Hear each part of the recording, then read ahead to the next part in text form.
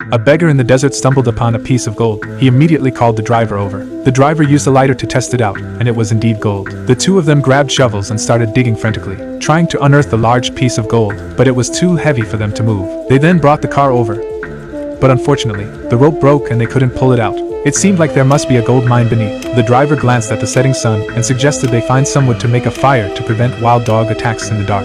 The beggar looked around and found no wild dogs in sight. That night, they sat by the fire and discussed their next move. The driver insisted that they couldn't continue like this, and that one of them had to go find a backhoe while the other stayed to guard the gold. Driver is used to traversing this desert and knows how to survive, so he decided to stay behind while the beggar went out to find a backhoe. The beggar had never seen such a large piece of gold in his life and said he would rather die next to the gold than leave it behind. The driver couldn't argue with the beggar, so he agreed to let him stay. The next day, the drivers shared their food and the beggar received a small bucket of water, while the driver took a large bucket. They needed to add water to the car, he said. Then, someone gave the beggar a phone and told him they would contact him anytime. After saying that, they drove away. As the sun beat down in the desert, the beggar had to wear a hat to shield himself from the scorching heat. He covered the exposed gold with sand to prevent passers-by from noticing it. He then tied a blanket to a dead tree to provide temporary shade from the sun. A beggar without desert survival skills would be scared off by a scorpion within 10 feet. He used a stick to fend off the scorpion. As the day quickly passed, the loneliest time for someone was always at night. He sat by the fire alone, listening to the distant howls of wild dogs.